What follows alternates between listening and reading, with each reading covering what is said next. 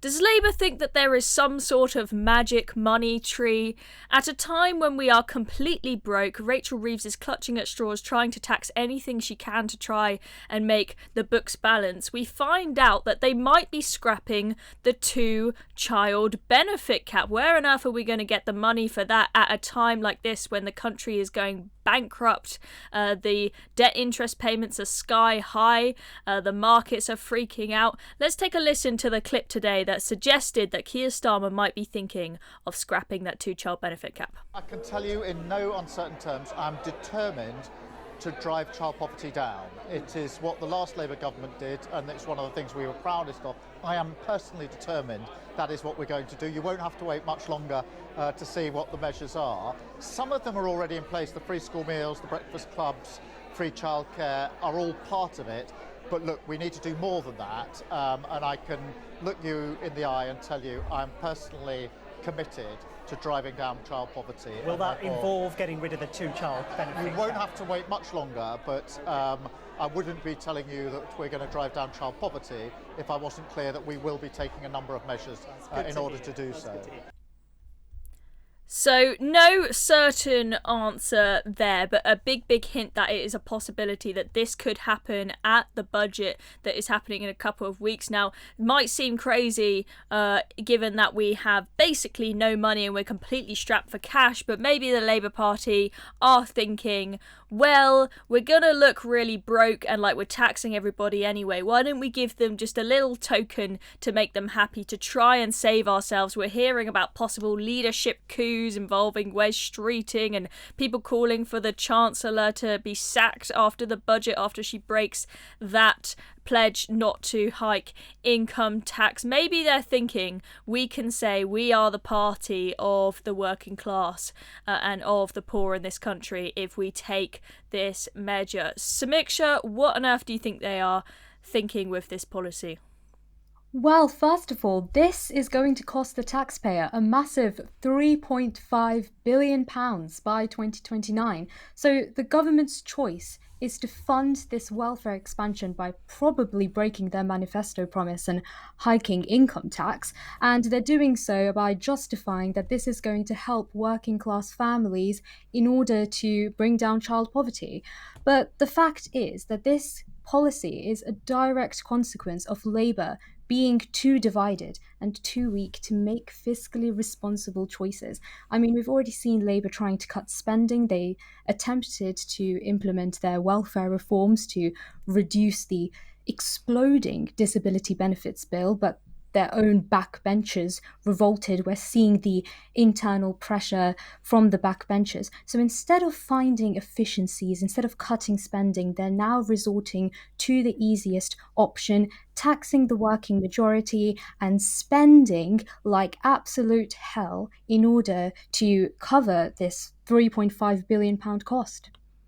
Yeah, let's take a little look at a bit of detail on the cost of it. This is from the IFS, who have done a little bit of a write-up on this policy. So the way it works at the moment is families who are getting universal credit, they can get a child element of £3,500 per year per each additional child that they have. Then that was changed so that it's only 2 children that you can get that £3,500 per child for any additional children that are born after 6th of April 2017.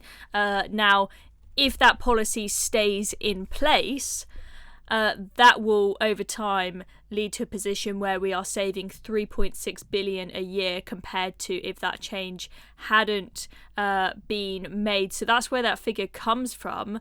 Now, what was the point of that? Well, George Osborne said that this was put in place to stop families who solely live off benefits from just, raking in more and more and more benefits. And so they do say, the IFS, they have put out some other reviews of this and said that this is actually quite a cost-effective way to resolve child poverty. However, we have, of course, got quite a big cost of living crisis going on at the moment. Samiksha, especially food inflation, has for the past few years been very, very high, which we know is really hitting those poor families the most. Do you think that something needs to be done to reduce child poverty right now? And if you do, what do you think the best way to do that is? Well, obviously, child poverty is a problem. We are all feeling the pinch right now. The cost of living has gone up, and the problem is that the government interfering in every part of our life is not going to reduce that poverty in any way, shape, or form. What we need is things like affordable housing. We are seeing land that isn't being built on because of the fact that we have these councils which won't let houses being built on these lands. So the issue is that we don't have enough housing being built. So people cannot afford a home. People cannot afford food because we have absolute so much regulation on our food that farmers are being taxed. It's absolute chaos across the board. And the solution to all of this is making sure that government can step back. But obviously, we have a Labour government, and so that is politically completely unfeasible. So maybe in the next election, when we have hopefully a new government, we can maybe start to see a change. Yeah, and on that point about food, when it became clear that this budget was going to be a tax hiking budget after they insisted that last year was the once and only time that they were going to have to do that, they started to change track a little bit in their messaging, and we heard Keir Starmer say this budget is going to be all about living standards, and Rachel Reeves sort of reiterated that when she did her 45-minute spiel blaming everybody but herself in a briefing the other day for the country's problems.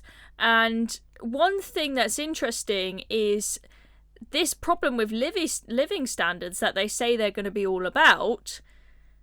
Labour kind of caused that themselves. We've got inflation going up, or at least, remaining the same when they were hoping that it was going to come down. And you had, after Keir Starmer announced the budget is going to be all about living standards, we then, the day after, had a load of supermarket giants come out and say, you are the cause of the high living standards. You are the reason why we keep having to put our prices up.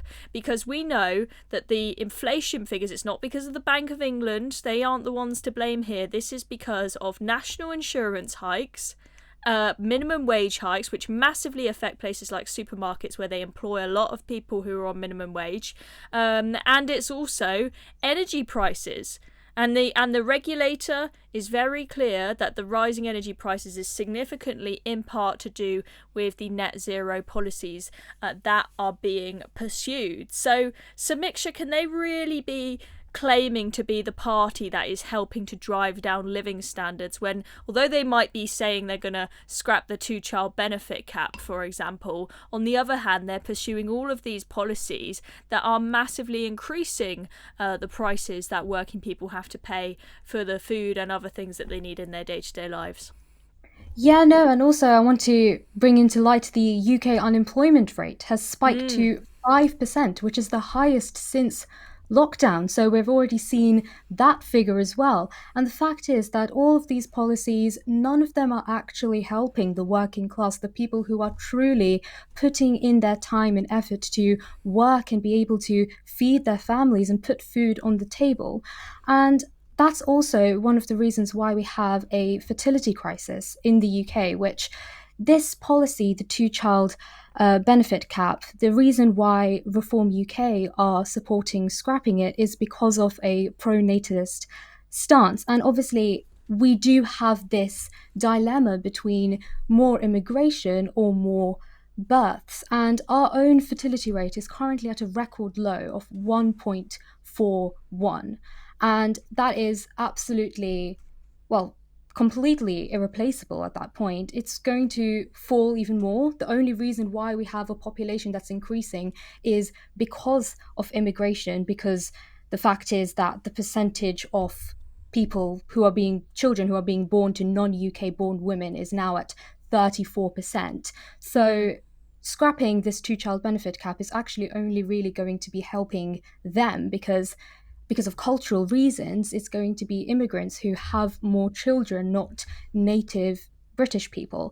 So we have this choice between immigration and indigenous births. And because of this cost of living crisis, people are unable to afford having children. UK working parents spend up to 41% of their wage on childcare costs.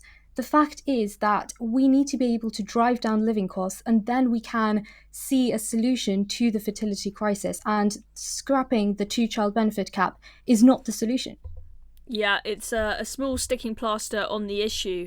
And I think that I see the reason why Reform are talking about scrapping this, but I personally don't think that this is the right approach. I want the people that I want to be, I don't want anybody and everybody to be having more children. I want children to be born into households with working parents, in stable families where they're going to have a good start in life and a good supportive network. And look, the reality is that people use their parents as role models. People use their parents as the standard as to what they should achieve in life and how successful they should become. And when you have more and more people born into the council estate, where many people, their parents, their aunties, their cousins, are all living a life on benefits, well, that's the status quo for them. Then they see that as their life path. Of course, there will be people who break free, but the kind of people that you want to be encouraging the most to have children are people who are working parents. And I don't think that having children is some sort of a right that you all have, and somebody else should always pay for you to have as many children as you want.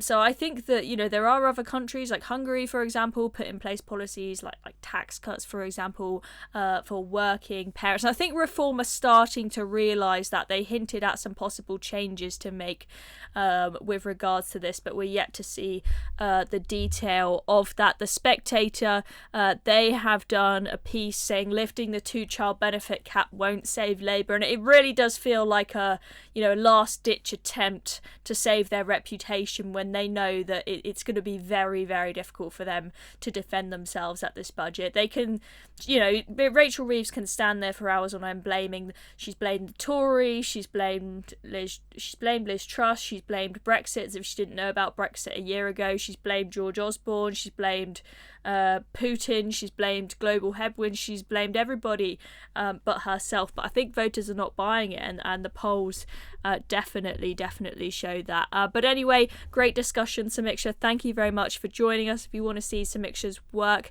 if you look up Samiksha's State of the Debate on most social media platforms, you will find her there. Thanks for watching.